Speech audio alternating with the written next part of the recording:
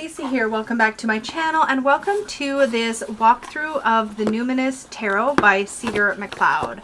This is a really beautiful, diverse looking deck. I had looked at it on and off since it's been published, but I never pulled the trigger until I backed Cedar's new Oracle deck, the Threadbound Oracle, which I will walk through in a different video.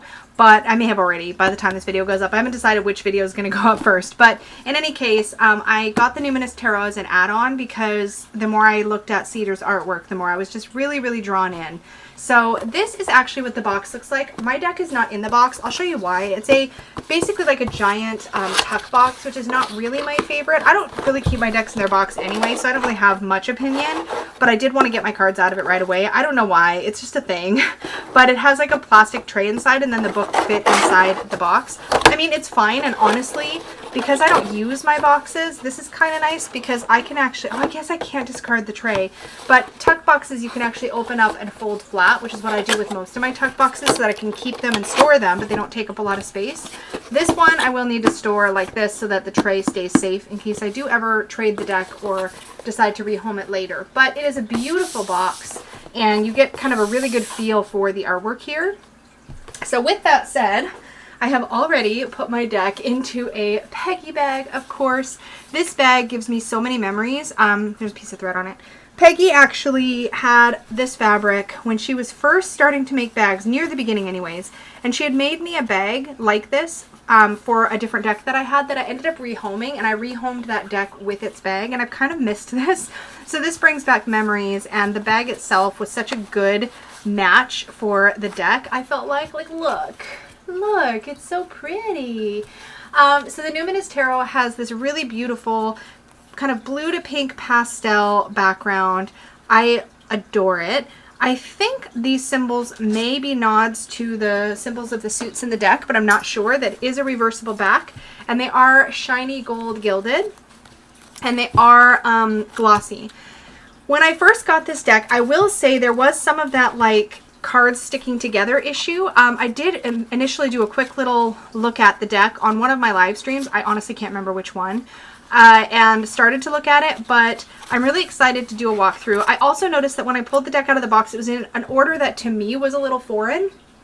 I do think the order was probably intentional, but I couldn't cope. So I reordered it the way that I would normally walk through. Excuse me. Oh my goodness. The way that I would,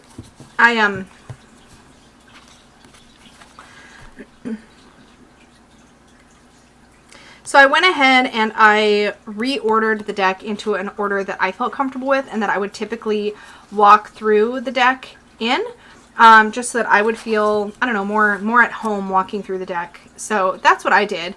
We are going to take a look at the guidebook, which is a nice big, like full size. This is like an A5. I don't know. I'm just guessing. But it's a nice size guidebook. It feels taller than a Llewellyn guidebook. But yeah, and it does have the deck creator's old name on it. So just so you know, Cedar McLeod is the current name that this artist is going by. And that is their name now. I said it weird, but anyways.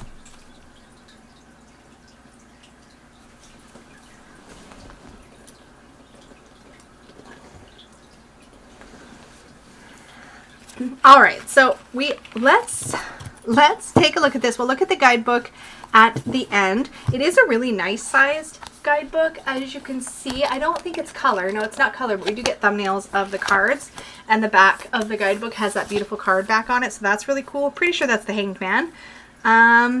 So yeah, we are gonna dive in. I just love the sparkles in this bag. Look, it's so shimmery. Okay, sorry. I just really loved that bag and I was sad to let it go, but it was so perfect for the other deck that used to live in here or live in a similar bag. That's a small, by the way. If you're curious about Peggy's deck sizes, random plug, unintentional, but I did want to just show you. The small size is the perfect size for like a standard deck that doesn't have a big chunky box around it. So this is like a standard tarot bag. She calls it her small size, but it actually fits a regular sized tarot deck or a tuck box deck. She developed the standard because so many of my decks are in chunkier independent boxes or they're Oracle decks, and so the standard fits the widest variety, but if you want something a little more snug, this one is perfect. Anyway, sorry. Plug aside. I don't get very many chances to talk about that, and she gets a lot of questions about it. So anyways, okay. let's zoom in and take a tour through these cards. I'm going to have the guidebook handy because I know there is quite a few changes. There's changes to the suit names. There's changes to the court card names. I'm pretty sure there's also changes in the major arcana. So I'm probably going to refer to the guidebook as we go through. But let's get started.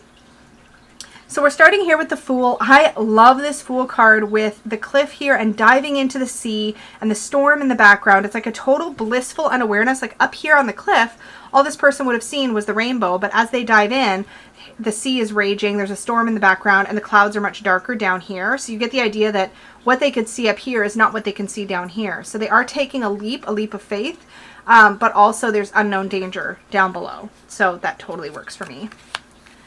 The Magician card, and here we have somebody who has, it looks like all kinds of tools of magical trade. So I see a mortar and pestle here, some bottles, a bell, a candle, and actually I believe our suits, let's just, because this actually will matter for this card, our suits are tomes. So we have, do we have a book maybe back here?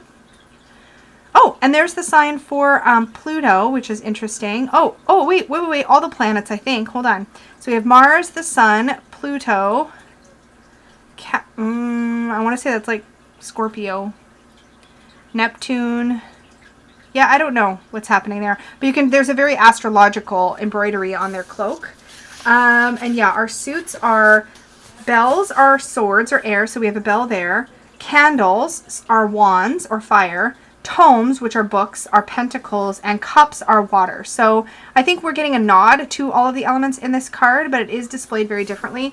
I love how confident this person's posture is, and that one hand is up and the other a little bit lower, and I love the flame floating above their hand. That's really magical and cool. Ooh, so instead of the High Priestess, we have the Diviner, and she's got a bell over each hand. Again, we see the sign for Pluto here, and some other astrological glyphs and symbols. It's got a very magical feel. Shayla, did you want to go back out again? Do you want to go back out? Okay. Pick a lane, man.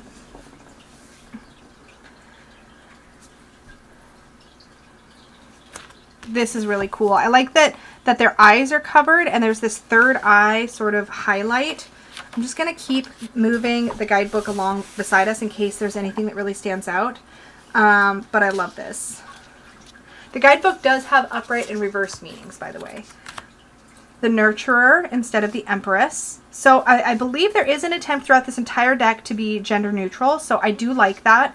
And I think that keywords like a word like the or a title like the Nurturer definitely gives you that Empressy vibe. We have a lot of the symbolism here that we would need, but we get that gender neutralness, which can be really nice. The Founder is the Emperor. So the Founder takes the abundance created by the Nurturer and gives it structure, gives it a system, proposes laws and rules. This is someone who recognizes that knowing when to start and when to stop are equally important.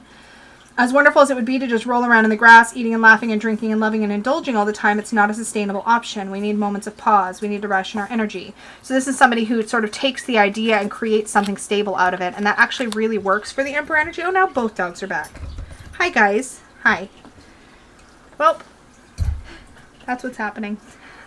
So anyways, so we have the Founder here. Love that. The Visionary instead of the Hierophant. So let's see. Now that we've built physical structures around our manifested dreams in abundance, creating a place for our community to grow materially, we need leaders to guide us. Similarly in the spiritual realm. Love this. So this is speaking to spiritual leadership. Somebody who's going to give us that sense of structure and wisdom and leadership again. I like that. And I like the sort of nod to potentially angel wings or some other sort of connection to divine energy with the feathers here. And then the crown of amethyst crystal, the open third eye. Love that. The Lovers, this is so cool. Okay, so my first thing about this is that this is probably the only Lovers card I've ever seen that leaves, I shouldn't say that because I think there's others that kind of do similar things, but this leaves space for polyamorous love, which is really amazing. And it's one of the things that makes this deck so inclusive, and it's pretty special in the realm of tarot to have a deck that potentially leave space for polyamory. I don't know if it's actually addressed in the guidebook, but it says, love is the word, the guide, the reason, the seed, the bloom. To care for another being and be cared for in return is a very powerful thing in our universe. So this card represents not just romantic or sexual love, but the love between family members, friends, between mentor and mentee, the love we have for our planet, our pets. So it's basically expanding the meaning. Another, I don't think it's necessarily, I don't know if it mentions polyamory, it may not, but I think that the image gives room for that, which I love. Also, I think it's really cool here that you, what was I going to say? Oh, sorry, I distracted myself. I think the thing about this, another deck, that's what I'm trying to say, oh my goodness. Poppy Palin's Everyday Enchantment also shows several different types of relationships in the Lover's card, and I love that. So yeah, I really enjoy that card. The Chariot. Okay, these look like unicorns. Yes, I think they are unicorns. There's a white unicorn and a black unicorn, and it doesn't look like the figure is actually on any kind of a structure or chariot. They're actually like sort of flying with them or like moving with them. It looks like they're in the spiritual plane. That's really cool. A person in a voluminous dress and ribbon stands between two unicorns, one black and the other white. There's a horn on their forehead as well. Oh, I just spotted that. And a rainbow beneath their feet. The rainbow curls upward into the sky, leading them high over the land below. So, love that. Ooh, this is an intense strength card. I like it. The most important thing, I'm just reading little bits from the guidebook as we go through. The most important thing to notice about this card is that the spirit bears coming from the figure's own heart. It represents our fears and the way they grow bigger and bigger until they reach an overwhelming size that threatens to leave us curled up in a ball on the floor. This, you guys, this is such a perfect image and description for how I personally view the strength card, and I love that because I always see the thing that we're battling in strength as being parts of ourselves, so, or that we're trying to make peace with, etc. And I love this depiction. It's so good. The Hermit. This is such a beautiful hermit. Look at this birch tree that's glowing and the roots and the branches. Oh, it's so pretty. This is so pretty. I don't think I even need to read anything here. Yeah, we've been on quite a journey through the last few cards, from making ourselves our own spiritual authority to forging loving relationships to willing ourselves to success and facing our fears. Oh, so good. Sorry, I'm all over the place. So here we do see our 4 elements. We see cups, bells, candles, and tomes here, and I love that in the Wheel of Fortune card. I like that we get a sense of season shift. At least I do. Yeah, we do, because we have the roses blooming here. We have spring flowers. We have the oak leaves showing up in what looks to be the fall. And then we have just the twining vines for the winter time. I love that. You definitely get that feeling of the Wheel of the Year, but you also get the feeling of the 4 elements and sort of moving through the different stages of life. I wonder if it says anything. At the center sits a wreath depicting the 4 seasons, spring, summer, fall, and winter. Each quadrant surrounding the wreath contains one of the 4 suits, which also represents the 4 elements. The never-ending cycle of time, growth, death, and rebirth. Yeah, that's perfect. I love that. Ooh, this is an interesting Justice card. I love the sword and the scale being part of the same kind of device. A dark-skinned person stands proudly with their hands resting on the hilt of a sword. The hilt is modeled after a set of balanced scales. One side is backed by the moon. Oh, this represents the moon. Oh, there's a crescent and then a moon there. One is backed by the moon, one is backed by the sun. The figure stares at the reader calmly, but with determination and strength. Oh, that's cool. There's our Hanged One. I love this. I love that you get this feeling of this, like, almost like they're in like a tree, like a cherry blossom tree. I love the little hobbit door in the tree here, and that this reminds me of Odin's story extra. I don't know why, but it definitely does. The water is clear and green. They look at peace despite their predicament. Yes. Well, this is an interesting death card. I'm not sure how I feel about this. It doesn't look very deathy to me. And I really actually like death cards that look really deathy. I'm not sure what's happening with all the eyes. Let's just see. A being with skull-like features. Okay, I guess I kind of see that, maybe. Watches the reader with their 7 eyes. Their long dark hair is adorned with roses and other flowers fill the background behind them, lit by candles and a glowing pentacle. These are flowers often associated with death or the beloved dead. Carnations, marigolds, calla lilies. Their clothing is adorned with a pattern of deadly nightshade, another plant of death and transformation. I think this feels to me like it's softballing the death card for me, which is not my favorite, to be completely honest.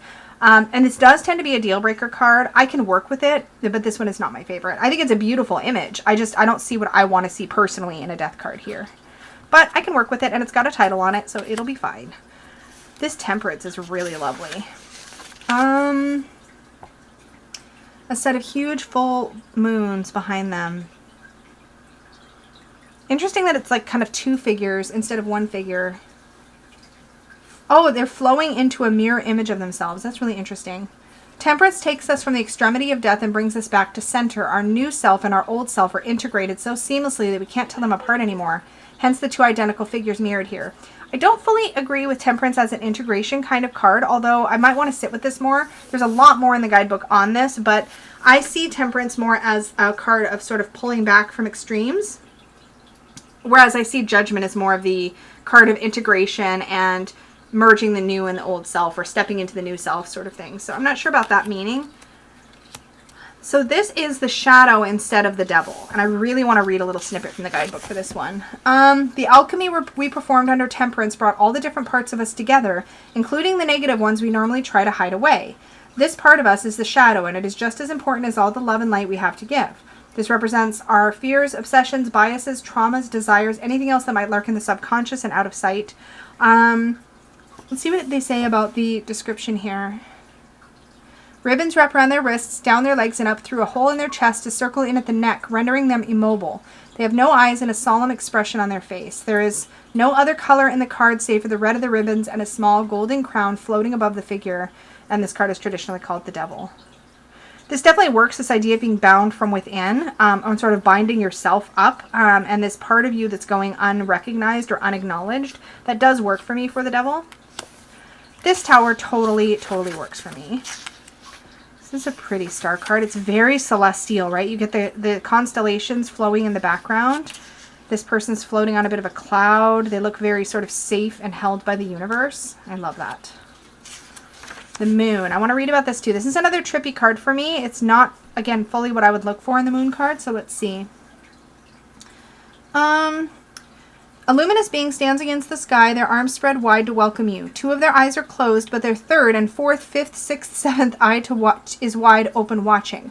A golden star rests upon their chest, and golden branches topped with blossoms grow from their back. Their hair is the wide white orb of the moon itself, and the light of stars drips from their fingers.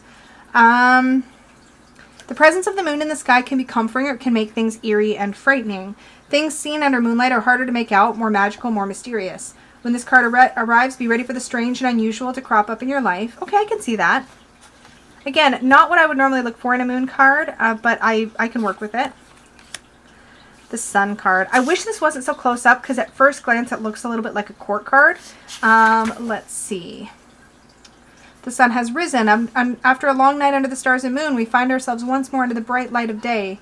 Our little twinkling hope left after the adversity of the tower has blossomed into surety and safety. Its light feels like life on earth, allowing things to grow and bloom and fruit to be consumed, and for those consumers to be, in time, consumed as well.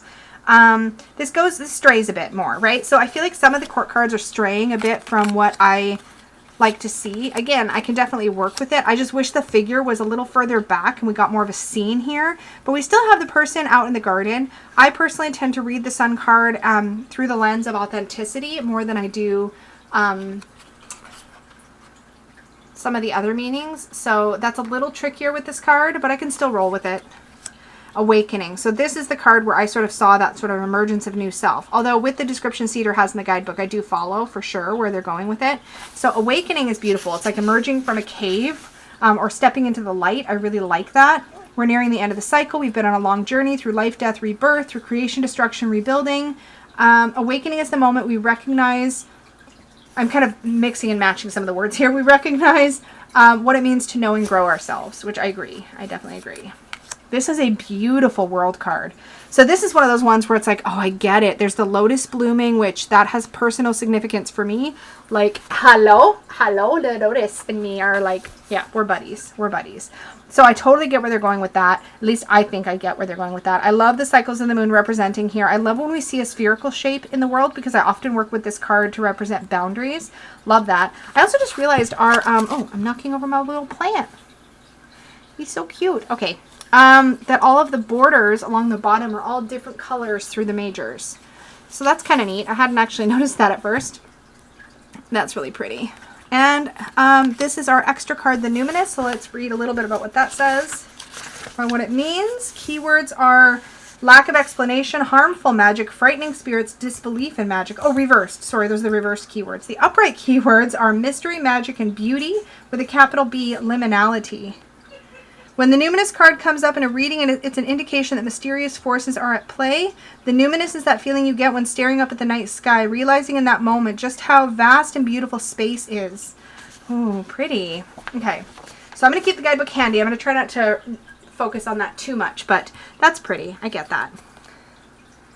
This kind of magical flame at the top of the mountain, almost like the mountain itself is a candle. And then we have kind of a nod. This feels like a nod to the northern lights to me up in the sky, which is a very magical symbol to me. Ace of Candles.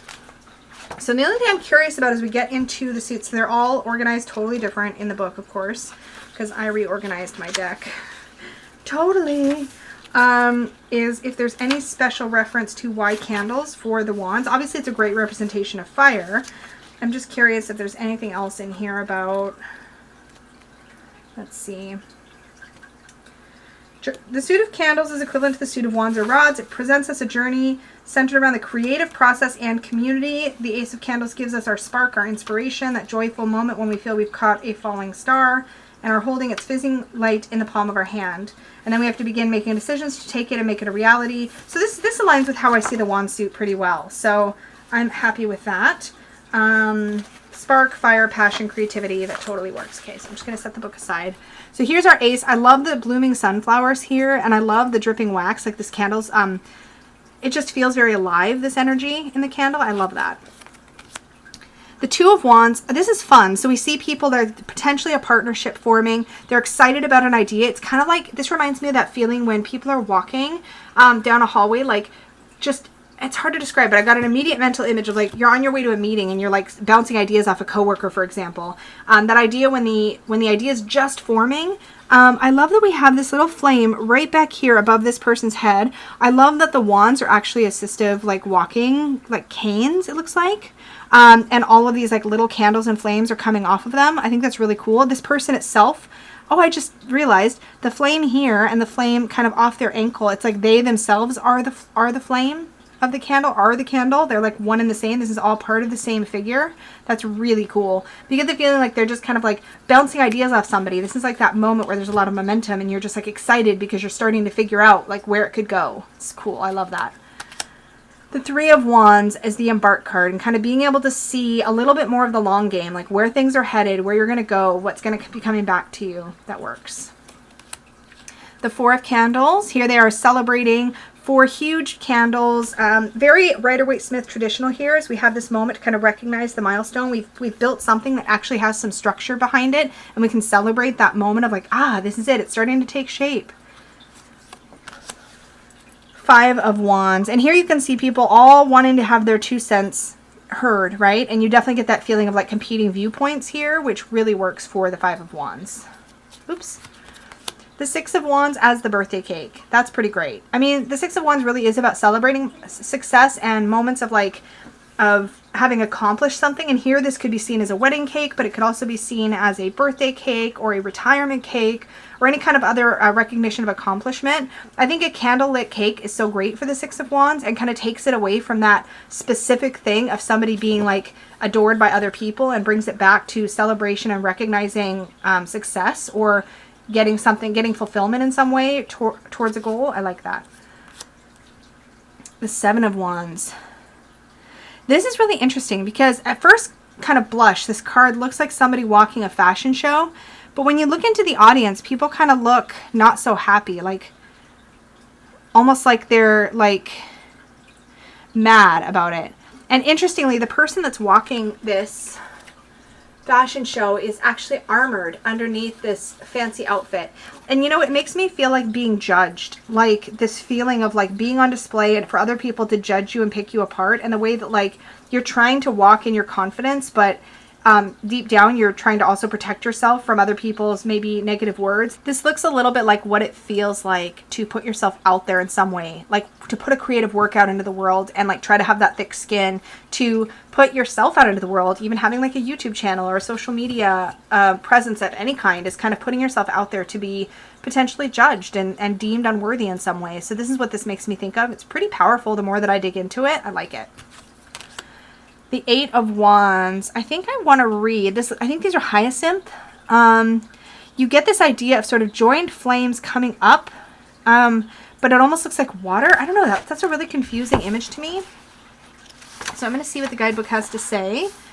In the Six of Candles, we were victorious. In the Seven, we held our position and stayed true to our vision and ideals. Because of this, we find ourselves now sailing straight and true in the Eight of Candles. We not only know what direction we're going in, we're going there. There's a lot of fire and passion and movement. Let's see what it says here. All of our resources and skills are directed together to create one big flame, fueling the realization of our dreams and goals. In the Victorian language of flowers, the blue hyacinths on this card represent constancy. Our combined flame is not only powerful, but steady. If we trust to our current state and direction, we will reach our goal. The fuel is there and ready to burn without flaring or ceasing in the process, which I think I read almost the whole upright meaning for the card there, but I needed to see that. I kind of wish the color here was flame color. We definitely get the alchemical symbol for fire happening here and joining into this energy in the center, and then the alchemical symbol for fire there, but this blue makes it look very watery, which is mildly confusing. I do wish it was more flame-like here, but I definitely love the way that that meaning is written, and I can see how combining resources gives this thing life and direction and gets you flowing in the direction you're trying to go. I love that. Nine of Candles. I love that we see a walker here. I also love that we're seeing some age diversity here. Love, love, love, love, love, love, love. I love that this person is still, you know, keeping going, like staying strong, being active, doing the things that they want to do.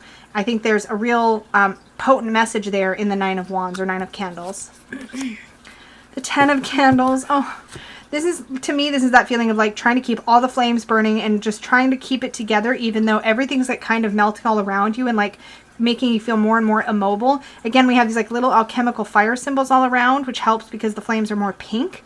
That's really cool. I like that. But you can tell they're really struggling under the burden of all the things that they've taken on. Okay, so I do need to refer to the book for the quartz to make sure I have them in the right order for starters.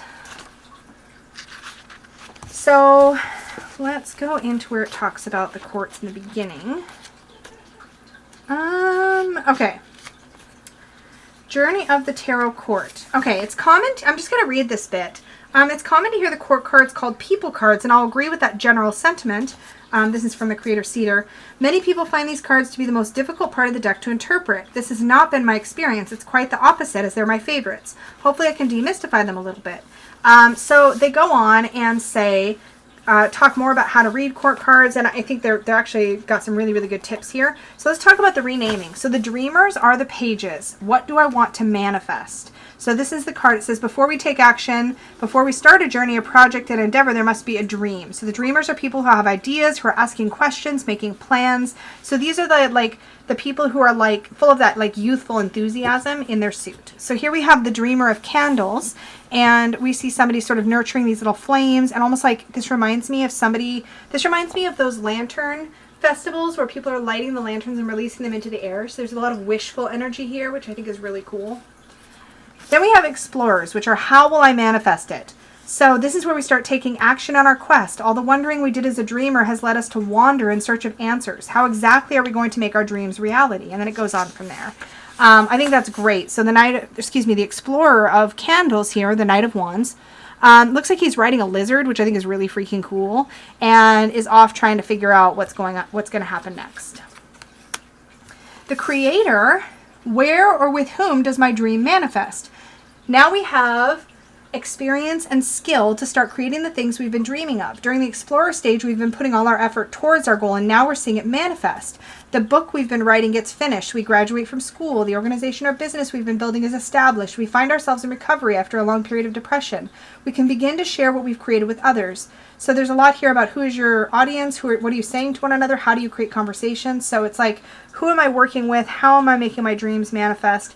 That's a little trickier and more nebulous for me than the other two were, but we'll see how it goes here. I love this so much. In our traditional Queen of Wands, we often see her seated in a throne, and we see sunflower around her and a black cat near her throne or in her lap. The lion in the back, like all the symbology you need for the Wands court card is definitely here, but this person seems to be in a circle of flame. They are like engaged in their magical process, right? Love that. And then the mystic instead of the king. So the mystics, why did I choose to manifest those dreams? So having manifested our dreams, we now look back at the journey with an analytical eye, examining it. We have learned the rules to creating what we desire. The mystic is where we learn to bend and break those rules. When we were dreamers, we questioned how to fulfill our dreams. Now we question the nature of the dream. What does it mean? Where did it come from? Why did the actions I took work or not work? And this actually really works for me because I often see the kings in the tarot court cards as being the people that have the big picture thinking. They're able to take the wide view. They have the bigger perspective gained through wisdom and time. So yeah, so now that we've kind of had an overview, that'll help me when I go through the rest of them. But here we have our our mystic of candles, our king of wands, seated on the throne. We have lots of fiery energy happening here. They look very dynamic. They've got like a crown made of candles, which is really cool. Love that. So now we're into bells, and bells are representing the air element. So we have our ace of bells, our two of bells. I like how her head is like exploding pretty much. Sitting in like a lotus pose, holding a bell in each arm, like which way is it going to go, but trying to get away from that, like that almost like the obliteration of the mind. That's really cool. The three of wands, three of bells, which is the three of swords. This feels a little pippish, but then again, so does the Rider-Waite-Smith three of swords if you kind of look at it closely. So let's see what the book says. It's definitely taken a turn from the more traditional heart being stabbed by three bells. Having made our decision and moved forward from the two, we may find ourselves at the heartbreak and betrayal of the three. Changing our view of the world and how we interact with it, including other people, is not easy. Someone or something we love no longer fits within our life and so has left us, or they did something that convinced us to leave them. Not that this feels much better. So it's very focused on jealousy. It's focusing on, it talks about jealousy is also sometimes indicated by this card. It's focusing on the heartbreak element. With it being pippish, I can kind of look at it a few ways. I think it's interesting to note that these bells all have cracks in them. So you get the idea that like things are not necessarily great on the surface, and we may need to look deeper to figure out why.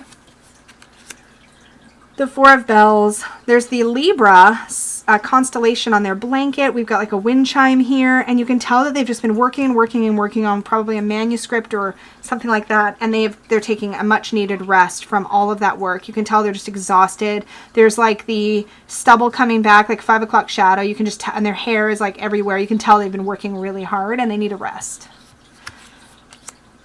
The five of bells. So this makes me think of somebody who is just like spouting off and like trying to, I guess, dominate the other people with their ideas, which is very cool take actually on the Five of Swords. I love this. It's like they're kind of like bullying with words, because you can tell these people are like, shut up already. That's interesting. The Six of Bells. Oh, I love this. So you're actually potentially ferrying your own ship forward, which is very empowering. There's the bow of the ship here, a wind chime with a little stork, and there's a lighthouse off in the distance. So you're rowing towards hope. There's a break in the clouds.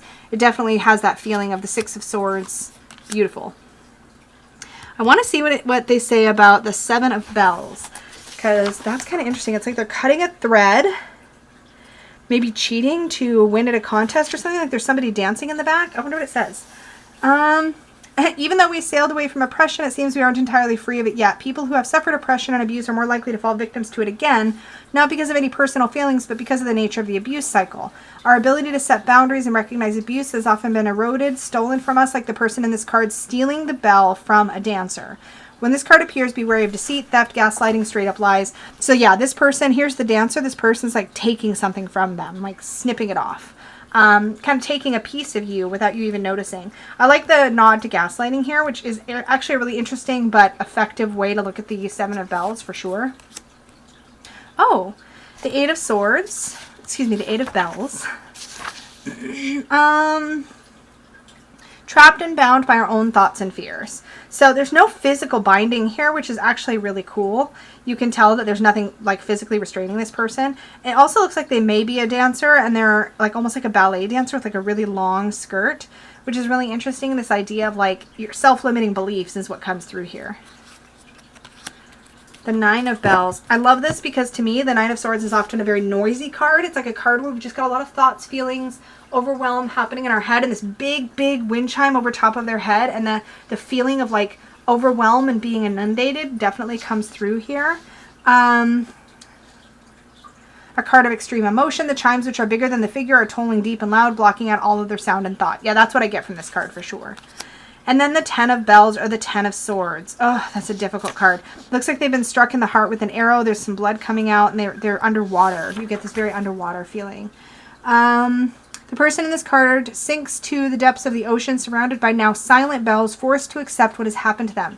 It will be okay. It's not okay right now, but soon it will be okay again. And it talks about grief being a natural emotion.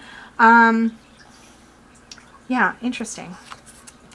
So here we have our dreamer, our thinker. And in the sword suit, or in the bell suit, the dreamer is going to be... Looks like they're ringing a very, very large bell, but their head is in the middle. The truth bringer. This person says what they mean and means what they say. So that's what they have to say about that card. There's more there, of course. The explorer of bells. So how they're going to make this manifest, like what they're going to do. And the explorer of bells is kind of taking that energy, the sort of big bell energy here, and it's kind of bringing it into a place of, I see this as almost like control. I'm curious what it says. The explorer is the activist, the writer, the poet, the musician, the reader, the storyteller. They're exploring themselves and how they relate to the world through their chosen medium. At this stage, they may not share everything they create or find with others. There's a little bit more of an internal process here.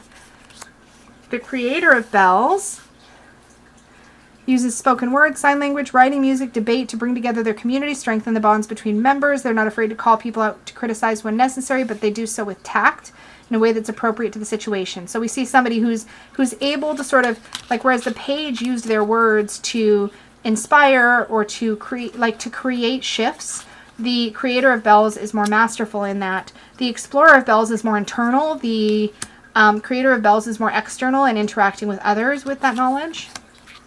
And then we have our mystic of bells, who looks very rebellious, which is pretty cool. The ultimate badass. They're not only aware of and in tune with their thoughts, but their thoughts about their thoughts. That's so fantastic. For the king of swords, essentially, this mystic of bells, that's perfect. And we're into the water suit, which is my favorite element. So we have our ace of vials. There's a swan-like shape to these waves. This looks actually very Two of Cupsy to me, but I still like it. It's cool. Ace of vials. The Two of Vials, we see people connecting here.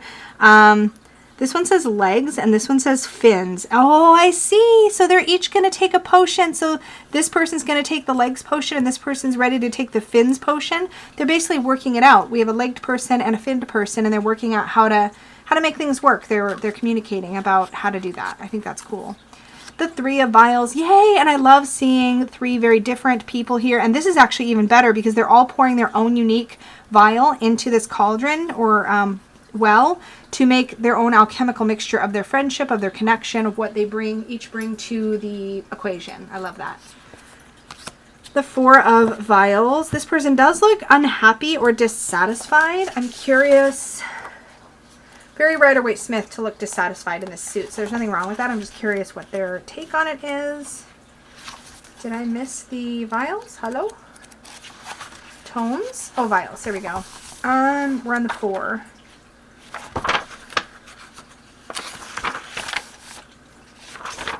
Oh, I forgot the court card comes before the numbered cards in the book. We see the more negative implications and energies that fours can bring. In this case, stability has led to boredom. Okay, that works. The Four of Cups, or the Four of Vials in this case, to me is always about having that emotional comfort zone and not necessarily wanting to shake it up or leave it, which definitely works. The Five of Vials is where we typically see grief.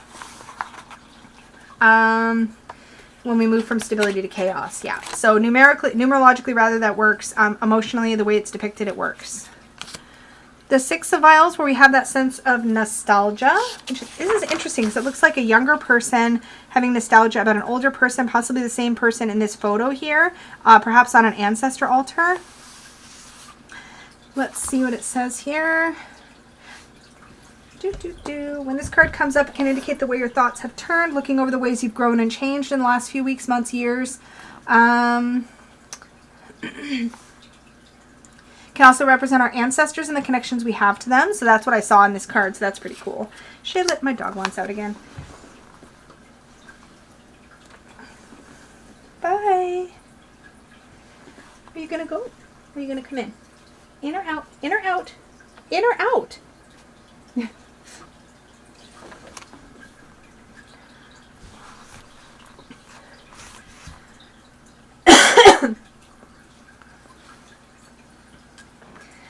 in the Seven of Vials here, we have a really great image. Here we have somebody who's looking in an apothecary window, just to think about which vial might be right for them. Very Seven of Cupsy, but it's a great card. I have no complaints. The Eight of Cups, walking away from all these bottles. There's also a party here going on, and you definitely get the feeling here of somebody who is maybe trying to be sober and is walking away from a party where alcohol is maybe a really heavy presence, which is a cool way to look at this card. I don't know if it's actually intended, so I'm going to peek, but yep, sometimes life is too stimulating. Yep, in this card we see a person leaving what looks to be a lively party inside the house. They excuse themselves to have a smoke break, and in this moment of calm they realize it's time to leave. So that's not quite what I was getting, but that's actually probably a better way to look at this card and a lot more inclusive in general. But I think it's an interesting way to consider the way that, like, we might feel like this is where we're supposed to be, but we may also recognize, nope, it's time to go. And that's really what this is. This Nine of Vials is great. This character, I'm just going to do a little side rant. This character reminds me of what Scorpia in the new She-Ra would look like as a human being, which I love. I'm probably never going to be able to shake that image out of my head, but it's fantastic for this card. It's perfect for this card. And I'm sorry for the cartoon geekery, but I couldn't help myself. One of everyone's favorite cards, the Wish card. Nothing to say here. This person's thrilled. They're pleased. They have all these like tiny little vials, all these little treasures. Everything's going great. And then we have the Ten of Vials, where we have a family here, or any way you could look at sort of a cohesion of people, friends, or a community, and they're just really enjoying time together. They've grown some kind of garden together. They have the rainbow. It's good. So here we have the Dreamer of Vials. This is the Page of Cups.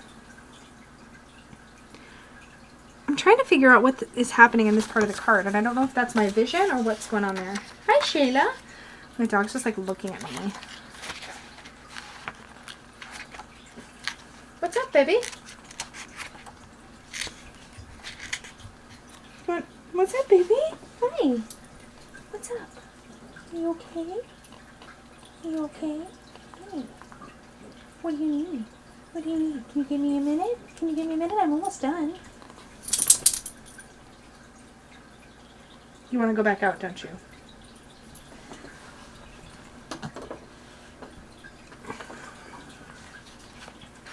Okay, let's take a look. I'm just curious because this is one of my cards that is a deal breaker card typically. How exciting. The Dreamer of Vials has happened upon something surprising, something that brightens their whole day and gives them hope for the future. This is somebody with a lot of wonder and curiosity, and their dream is about how they can spread good cheer and camaraderie to others. They may have been through difficult and dark times in their life, but are now in recovery and experiencing the freedom and relief of healing. I love this. This is great. I wish it would specifically say what's in their cup here, but it's kind of nebulous, but it looks joyful for sure. The Explorer of Vials. I love how they look like they're almost a jellyfish, and they've got shells all over their clothing. The Explorer of Vials appears when we're sending and receiving new information about our emotions and our relationships and our desires. Did you find the message in a bottle the Explorer is holding, or are you the one who wrote it? Perhaps both? Oh, I love that. The message in a bottle. Fun. The creator of Vials, who is the Queen of Vials. The creator now knows exactly what they feel and desire. They've learned the hard lessons of relating to others, the ups and downs of partnership, and are now ready to impart that wisdom to others. I think that's great for the Queen of Cups. And the Mystic of Vials, who, this is a great King of Cups, or Mystic of Vials. That's great. A wise individual who's weathered many emotional storms like the one in the bottle that they hold. Yes! So good. Okay, so we're into the tomes. I love that there's a labyrinth on this book. Hey, y'all, have I mentioned that there's a labyrinth on my book? There's a labyrinth on the cover of my book. This is fan-freaking-tastic. So it says Grimoire. That's cool. This, I'll probably never rehome this deck for that card alone. That's fantastic. I freaking love it. And it looks like there's some, I'm telling myself they're witches' runes surrounding this little circle with the crystal, but they're just little symbols on stones. The Two of Tombs, being the person who's like, this literally is like when you're reading a really good book, but it's like having a lull in the story and you want to read another book, and then you have too many books going on at the same time. Does anybody else? Anybody? Bueller? Hello?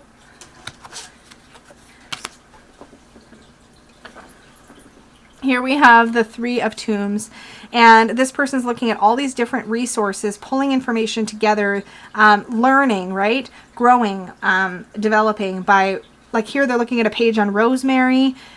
Here, yeah, that's really cool. You definitely get that idea of developing. You don't necessarily get the collaborative energy that we often see in the Three of Pentacles, but you definitely see that growing and development energy that we also want to get from that growth card, the Three of Coins, the Three of Pentacles, and here the Three of Tombs or Tomes. I don't know how you say that. Here is a perfect Four of Pentacles or Four of Tomes card. Here we have 4 books that look like they're full of knowledge, all locked up. It's like this person's so afraid of losing the information that they're not making use of the information that they have. They're not making use of their resources because they're trying too hard to protect them. Perfect for the Four of Pentacles. Love that. Oh, books burning in order to like keep themselves warm. And there's a library right there. Oh, that's a lot. That's a lot, but I guess it brings home the idea of, you know, needing some help. It's like there's help right there, yo. You could just go warm yourself up in the library. In this case, the financial and material stability of the Four of Tomes has dissolved, and the careful collector now find themselves burning the very books they once kept locked away and treasured. Having based all their feelings of security on their own financial and material resources, the person in this card doesn't even realize they don't have to be out in the snow burning their treasures for warmth and sorrowing at the loss. Behind them is a library with the lights still on, a place where they could find help of several kinds and a wealth of knowledge to arm themselves with. Oh, yes, exactly. The Six of Tomes with the little free library, this is perfect. I've seen this image before. This is great. This is so great. This is very much a card of paying it forward, like getting enjoyment out of something and or getting knowledge from something and then paying it, like passing it along. Little free libraries are like neighborhood little cases like this, where you can drop off books that you've read and enjoyed and pick up other books that other people have read and enjoyed. And it's a community, like, just nice thing. I have seen them out in the wild a couple times, and I just think they're really great. Seven of Tomes. So this is usually the card of waiting to see how, oh yeah, it says literally what we sow as the name of the book, and here's an author signing it. As somebody who's released a book, like this is that moment when you're like, you've just finished it, it's just in print, and you really don't know how it's going to be received yet, so you're waiting to find out. This is that initial moment of like, okay, it exists, now I have to wait and see, how's it going to be received? Are people going to get it? Are they going to benefit from it? This really hits home. The Eight of Tomes, just refining. OMG chaps, it says. Oh my god, that's funny. Fact or fashion. It looks like somebody who is maybe, oh, they're bookbinding. This is somebody who's sewing together books. They're literally creating the same book, maybe like a zine, a self-published zine that they're putting together and they're creating and they're finishing. This is very much like an independent publisher kind of feel. I love that. That's fun. Works for the Eight of Pentacles as well, of course. The Nine of Tomes, somebody who has amassed a vast library and is now able to enjoy it. And the Ten of Tomes. Now there's a huge library. And this is such a fun sort of like teaser for Cedar's Oracle deck, which I will be, as I mentioned, I don't know which walkthrough is going up first, but the Threadbound Oracle. Excuse me, Oracle, where a library plays a very important role. The Dreamer of Tomes, the Page of Pentacles, the one who is dreaming about what's possible. The Explorer of Tomes, who wants to figure out how to make it all happen. Forming the solid ideas and taking those tangible steps. The Creator of Tomes, the one who is working with others to spread the knowledge, to get it out there. And the Mystic of Tomes, who is looking back on like, why did I make a library again? Like, what was the purpose? So they're really in touch with the why of everything. That big picture thinking, looking at all the moving parts. Oh my goodness. So overall, I really, really love this. There was a couple cards where I was like, not my favorite, but like overall, really good. Also my camera moved while I was doing all of that. Really, really beautiful. This feels like probably a 330 GSM cardstock glossy finish. Let's see how we shuffle. And there are reverse meanings in the guidebook, which I would probably work with. I'm not sure. I don't know if I'd read this deck more intuitively or work with the guidebook more regularly, but let's give her a shuffle. Nice. Let's grab a random card. The Visionary. The Visionary being the Hierophant, which we did read a bit about already. So I'm going to just set these cards aside because I did do a lot of reading from the guidebook already, so you probably have a pretty good feel of that. But let's do a little look at the book. So created, written, and illustrated by now Cedar McLeod. table of contents. So this was originally published March 2019. It's actually newer than I thought it was. For some reason, I thought it had been out longer. So there's a lot here about the Fool's Journey. There's information, like I mentioned, about how to read the court cards. There's information on the specific court card system here, which I read bits from. The suits and pip card journeys. So it talks about the 4 suits being bells, candles, tomes, and vials. Key themes: the journey of candles, the journey of the tomes, the journey of vials. I'm probably going to read all of those. Notes on reading reversals. Tarot spreads. So there's some spreads here: a bell spread, a tome spread, a candle spread, a vial spread, and a universal messages spread. And then we get into the majors. So this is what I noticed kind of going through, is that the majors have quite a lot of information. So there's a description that is written in such a way to be very straightforward about what exactly is on the card. So that's helpful. And if you're somebody who has a hard time picking out details in the cards, it's like perfect description. The upright meaning, and then keywords, and reversed meaning and keywords. So that's what you get through the majors. When you get into the minors, you get a single page, black and white thumbnail of the image, an upright meaning and a reverse meaning, but no keywords. And the way the book is organized is it goes bells first, and it starts with the 4 court cards, and then it goes ace to 10 after that. And then we go from bells to candles to tomes, and finishes with vials. So that is how the guidebook is organized, and the last page is the 10 of vials. So that's what the guidebook contains. So yeah, really, really beautiful deck. Great job, Cedar. I mean, you don't need to hear it from me, but it's a beautiful deck, and I think it's very, very well done. I love the inclusivity. There's a lot of ability, age, racial diversity, I said ability already, age diversity. There's different body shapes and sizes, so it is a very diverse deck. That fan going wonky was like entirely my fault. I'm going to do it again. You guys know me. That's my perfectionist moment. I'm going to move my plant back. Can I do it better? Let's see. Whoop. Whee. Well, it went kind of twisty, but I'll take it. I'll take it. It's not bad. It's not bad. All right, so that, my friends, is the Numinous Tarot. Thank you so much for hanging out with me. Please do like this video if you enjoyed this walkthrough. Subscribe if you're new here. Click the little bell to be notified of my future videos. Remember, if you want to book a tarot reading with me, you can do that over at supportivetarot.com. Thank you so, so much, and may your magic always shine from the inside out. Bye, guys.